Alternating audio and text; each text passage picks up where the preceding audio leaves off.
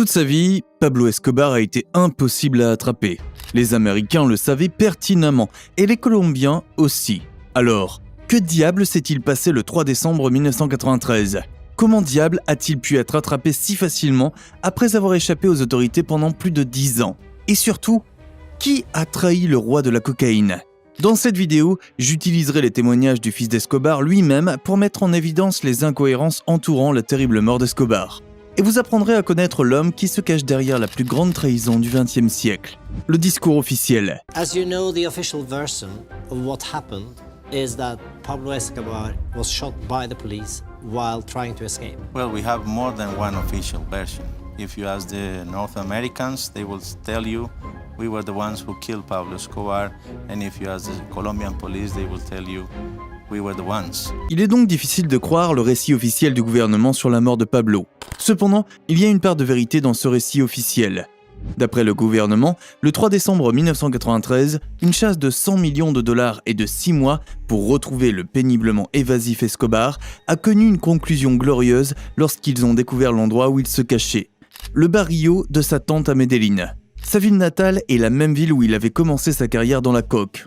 Cette partie est vraie, mais cela nous amène à poser une question très importante. Comment l'ont-ils trouvé ? Selon eux, Pablo avait passé un appel à son fils. Les autorités ont écouté et tracé cet appel. Et moins d'une heure après l'appel, Pablo était impliqué dans une fusillade mortelle avec des membres de Los Pepes et de l'armée colombienne. Mais il y a un problème avec ce récit. Si vous connaissez un peu Pablo Escobar, vous savez qu'il est pratiquement impossible de croire que Pablo aurait passé un appel de sa ville natale, ou n'importe quel appel d'ailleurs. Il détestait les téléphones. Et il avait utilisé des téléphones dans le passé pour tracer et tuer ses ennemis. He always teach me not to use the telephone because he was dead. As his own words, don't use telephone because he's dead. De plus, à l'époque, tout Medellín était sous haute surveillance. Et pourtant, selon le récit officiel, Escobar n'a pas seulement passé un appel téléphonique. Il a également dit son nom et demandé à parler à son fils et a eu une longue conversation avec lui. Aussi difficile à croire que cela puisse être, il s'avère que cette partie du récit officiel est vraie. Pablo a bien passé cet appel. Mais alors, il nous reste une autre question. Pourquoi ? Pourquoi aurait-il passé un appel qui aurait pu conduire à sa capture avec une certitude de presque 100% ? Les premiers jours avec son père. Pour comprendre pourquoi Pablo a téléphoné à son fils, il faut bien connaître la relation qu'il entretenait avec sa famille. Les médias essaient de dépeindre Escobar comme un père aimant et attentif, qui a fait tout ce qu'il pouvait pour protéger sa famille des horreurs du trafic de la drogue. S'il est vrai que Pablo a pu être un père aimant, il n'a pas caché son style de vie à sa famille. I know both because he was my father, but also he was a bandit. And when I was 7 years old, he told me, "Look, I am a bandit. That's what I do for a living." En mars 1976, alors que Pablo n'avait que 27 ans, il a rencontré Maria Victoria Henao, âgée de 15 ans. Ils sont tombés amoureux et se sont enfuis pour commencer leur vie ensemble. Ils ont fini par avoir 2 enfants, un garçon nommé Juan Pablo, aujourd'hui Sebastián Marroquín, et une fille nommée Manuela. Escobar a peut-être eu de nombreuses maîtresses en dehors de son mariage, mais il n'avait qu'une seule femme, et il ne connaissait que les enfants qu'elle avait pour lui. Alors, à sa manière tordue, il les aimait. Il les aimait suffisamment pour se donner corps et âme dans les moments qu'il pouvait passer en famille avec son fils. Conocer a Disney siempre es un sueño de cualquier ser humano. El papá se volvía un niño en ese parque con Sebas. Se subía a todas las montañas rusas así se muriera del pánico porque no le gustaban las montañas rusas, pero igual todo lo que fuera posible para ver a Seba feliz. Dès le début, Juan Pablo Escobar a eu une enfance privilégiée. Dans les années 70, il a grandi dans un magnifique manoir avec de grands bâtiments, une piste de parking, un zoo privé avec des hippopotames et des éléphants, d'immenses piscines, une flotte de voitures et d'hélicoptères exotiques, et des centaines de servantes et de gardes à sa disposition. Cependant, sous ce décor quelque peu magique se cachait un sentiment menaçant de danger et de mort. Car c'est de cette même maison que Pablo dirigeait le cartel de Medellín qui fournissait 80% de la cocaïne mondiale. De cette même maison, le père de Juan, Pablo Escobar, donnait des ordres d'assassinat, planifiait les routes de la drogue, posait des voitures piégées et semait la violence en Colombie.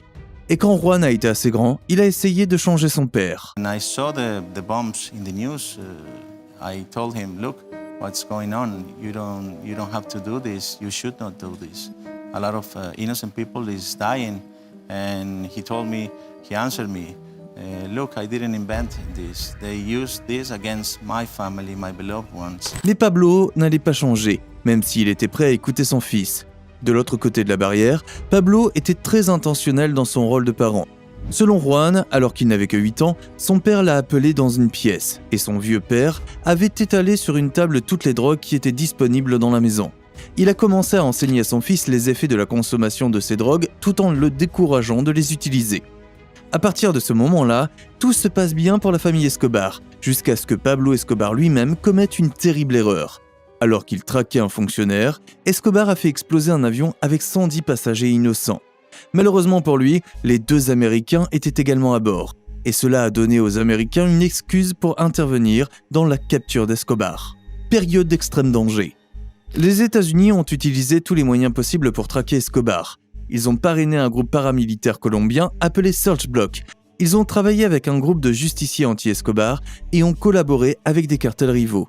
Pablo Escobar a fini par céder et a accepté de se retirer dans une prison privée appelée La Cathédrale, tandis que sa femme, son fils et sa fille devaient se déplacer d'une cachette à l'autre, ne restant jamais plus de quelques jours au même endroit et vivant dans la crainte constante de se réveiller avec une arme pointée sur leur visage.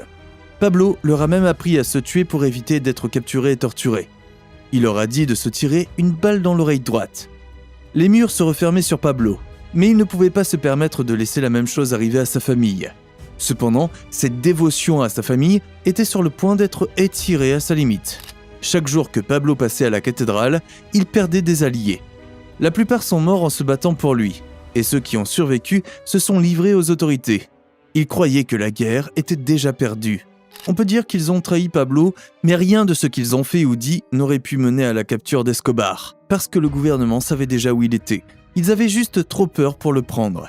Et parce que même en captivité, Pablo était encore très puissant. Assez puissant pour ordonner l'assassinat de 2 de ses hommes. Assez puissant pour s'éloigner de la cathédrale lorsque le gouvernement colombien a décidé de l'extrader vers les États-Unis. Cependant, il perdait encore du terrain et sa famille était en grand danger. Un peu plus d'1 an avant sa mort, Pablo a caché sa famille dans La Casa Azul, une cachette qu'il avait construite dans le passé. Pablo savait qu'il devait faire un choix rapidement. Vous auriez raison de dire qu'il était à un carrefour existentiel. Juan Pablo se souviendrait de son dernier moment physique avec son père. Mon père nous a emmenés à la Casa Azul comme une façon de nous dire au revoir sans le savoir. Nous l'avons même vu pleurer pour la première fois. Puis Pablo Escobar a promis à sa famille. Où que vous alliez et où que vous soyez en sécurité, je vous retrouverai. Je prendrai un bateau et je vous retrouverai. Après le départ de Pablo, sa famille a essayé de s'enfuir aux États-Unis, mais le Search Block a bloqué leur plan de voyage. Puis ils ont essayé l'Allemagne, mais ils ont également été refusés. Finalement, ils ont été forcés de se loger dans un hôtel du centre de Bogota où ils pouvaient être tués à tout moment. Pablo était conscient de cela. Il savait que personne ne voulait vraiment sa famille. Ce qu'il voulait, c'était lui. Mais il n'hésiterait pas non plus à tuer sa famille pour l'avoir, si c'était le prix à payer. He was kept calling and that's why I understood that he was willing to get killed. Pablo Escobar a planifié sa mort, du moins selon son propre fils, Sébastien Marroquín, ainsi que d'autres membres de sa famille. Alors que sa famille était nerveusement assise dans la chambre d'hôtel, que les journalistes envahissaient le hall de l'hôtel et que la police patrouillait dans les rues en contrebas, personne ne s'attendait à ce que Pablo, entre tous, appelle sa famille. C'était une erreur, un geste stupide. Les téléphones étaient sur écoute. Juan le savait et il a dit à son père de ne pas appeler pour tenter de le protéger. Mais Pablo rappelait chaque fois que son fils raccrochait, jusqu'à ce qu'il ait appelé 6 fois. À ce stade, le bloc de recherche chez Los Pepes avait triangulé sa position, et il y était depuis quelques jours, ayant passé son anniversaire avec sa tante et elle Limon, son garde du corps. Maintenant que le gouvernement sait où il est, on pourrait s'attendre à ce qu'il s'enfuit. Non, pas Pablo. Au lieu de courir, l'homme s'est assis et a attendu. Et quand il s'est élevé, il s'est dirigé vers une fenêtre ouverte où un membre infiltré de l'équipe Search Block l'a repéré.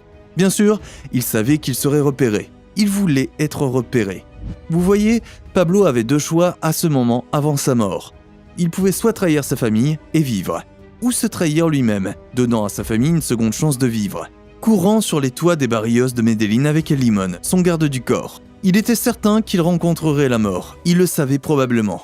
Il n'y a aucun enregistrement de sa mort, seulement des photos et l'emplacement de ses blessures par balle. Selon les rapports officiels, Pablo Escobar a été retrouvé mort avec une blessure par balle à l'oreille droite.